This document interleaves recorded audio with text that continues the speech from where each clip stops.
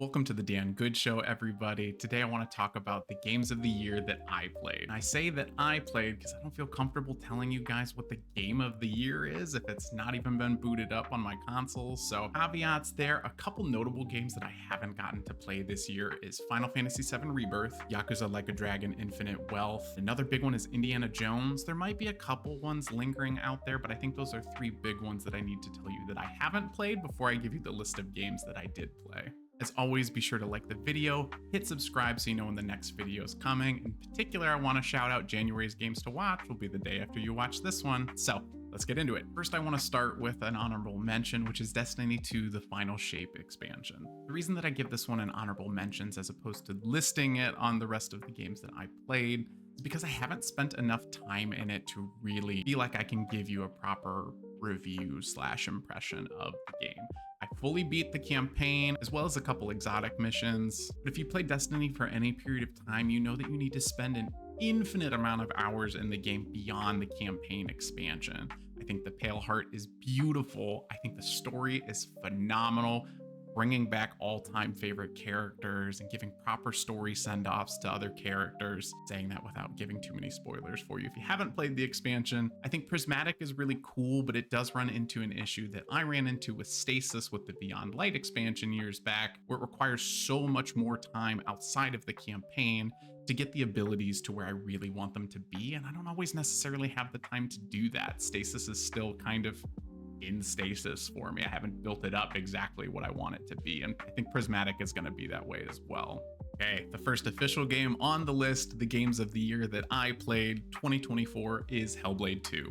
Ninja Theory is onto something incredible in terms of the technical design aspect for the Hellblade franchise. Hellblade 2 is almost less of a game and more of an interactive movie. The cinematic elements to it are unbelievable. It is distractingly beautiful. I cannot tell you how many times there was a cutscene where I ended up just not playing the game because I didn't realize I was supposed to be moving Senua forward. It is that gorgeous and seamless cinematics. You don't realize when you're supposed to play sometimes. It's unbelievable. They made a slight change to the combat that I personally really appreciated from the first game, where each combat encounter is one-on-one. So every time you defeat an enemy, another enemy pops up. Whereas a lot of times in Hellblade 1, I kind of felt cheated in the combat as I would get surrounded by enemies. And particularly with that mechanic where you don't really know how many lives you have, that can be needlessly stressful. So I'm really happy with that combat update. Unfortunately for me, the one downer is I do like the story from Hellblade 1 a lot more than Hellblade 2. Just a personal preference for me, but for me, I appreciated the story of trying to save Senua's lost lover a lot more than her revenge story after the events of the original game. It just wasn't as compelling to me. There were some incredible story beats. I don't want to discount the game. In particular, there's a boss fight with the fire giant that made me really emotional. It was just an incredible experience in gaming. I just found Senua's first journey a lot more compelling than the second. The next game on my list is Warhammer 40k Space Marine 2. Now, full caveat, I am not somebody that is deep in the Warhammer 40k lore, but after playing this game and watching way too many TikToks, I suddenly got blown away by all the lore videos that were hitting my feed, which was a lot of fun to get into. Played a little bit of the original Space Marine years back, and again, not being a Warhammer 40k lore nerd, I just didn't understand what I was playing. I thought the game was really cool, just didn't really understand what was going on. I ended up watching a 2-hour recap video on YouTube. Shout out, my name is Bife. Does amazing stuff for Destiny, did an amazing video for Warhammer 40k, so make sure you check that video out. But it really got me set up to enjoy this game properly. Space Marine 2 gives me the experience of the original Gears of War games, and I'm a huge fan of the more recent Gears of War titles, but we haven't had one for a long time. I was really craving this gritty, macho co-op action adventure experience, and Space Marine 2 totally delivers on that. You face unbelievable waves of Tyranids. The scale at which they come at you is insane. The story is really cool. There's some nice twists in it that I really enjoy. Titus is an amazing character. The finale, unbelievable. And I really hope that instead of just story expansions, we really get to build on it on a Space Marine 3. It sounds like the game has been doing extraordinarily well in terms of sales, so I really hope we get a sequel a lot sooner than we did in the space between 1 and 2. The campaign being fully co-op fantastic. Multiplayer is a ton of fun. And I also really like that they have a PvE mode in addition to the campaign that actually ties directly into the campaign if you do it right, which is really cool. They slowly roll it out to you as you play the campaign missions, but you can actually stagger the single player campaign with the co-op missions in a way that extends the life of the game. So if you haven't played Space Marine 2, I would really encourage you to follow that format because you're going to get the most bang out of your buck. Some of you are going to call me crazy for including this. Hear me out. Next game, one of my favorite games of 2024 is Fortnite Chapter 5. Don't go anywhere. Hang on. Chapter 5 for Fortnite was unbelievable, and I think is what solidifies Fortnite as one of the top live service games for the next couple years. Chapter 5 at the get-go introduces 3 brand new modes, all built into the Fortnite lobby. Chapter 5 brought Rock Band, it brought Mario Kart, it brought Minecraft for free. It's all in the game for free. They're just different modes that you can find in the lobby. And all the seasons kicked ass. We had a ton of great battle passes. There's a season that's all about Greek gods and incredible in-game items with that one as well. You get to throw Zeus's Thunderbolt. You get the Chains of Hades that makes me feel very much like Kratos in God of War. It was the Wrecked season, which a lot of people hated because it was fully about cars. I loved it. I loved having a Mad Max season that was all about weapon modifications, like a wasteland map.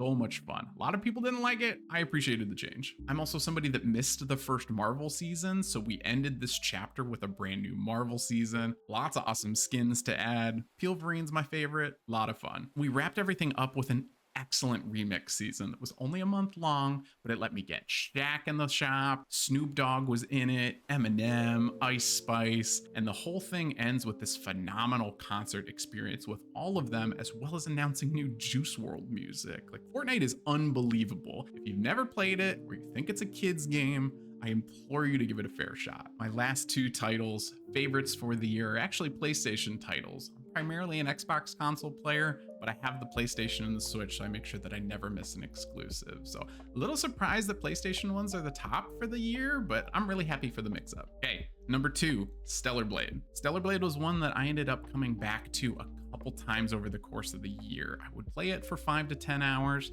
I'd take a break for a month or 2. And I'd come back, I'd play it for 10 hours, be like, why didn't I finish this game? I love this. And I ended up doing that 3 or 4 times until I finally finished the game.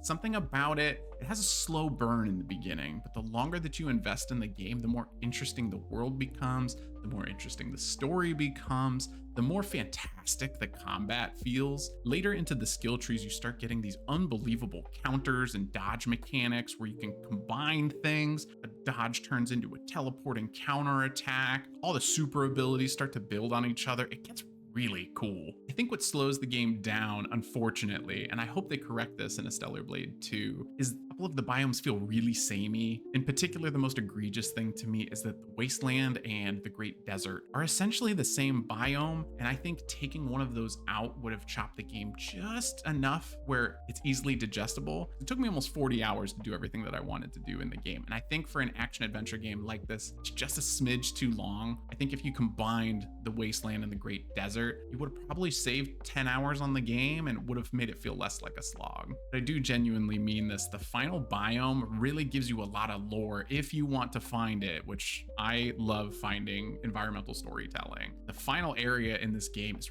really cool in terms of explaining to you what happened with the fall of Earth and why we are the character that we are, what happened. Very cool. The end of it's like a ton of boss rushes, unbelievable designs on those that actually make you think in order to survive. Insane ending to the story. So I'm desperate for a Stellar Blade 2. I have to see where we go. Okay, the finale, the one that took home all the gold in the Game Awards, Astrobot. I will fully admit I doubted that Astrobot had the sauce in terms of taking away all of the awards that it was nominated for. It just didn't feel like enough people played the game, and when I saw the sales of it, it made me even more nervous. Once we saw Shadow of the Erdtree getting nominated for Game of the Year, I really thought that that was going to be a shock and take people over. I'm thrilled that Astrobot won like it did. I'm somebody that came into the PlayStation ecosystem a little late. I started at the end of the PS3's life cycle, but I've been locked in since then. And even being a lapsed player, there's so much amazing lore for PlayStation lovers to find in this game. Even if you're not a PlayStation super fan, it is a delightful, fantastic platformer. Every single level you will catch yourself smiling. This game is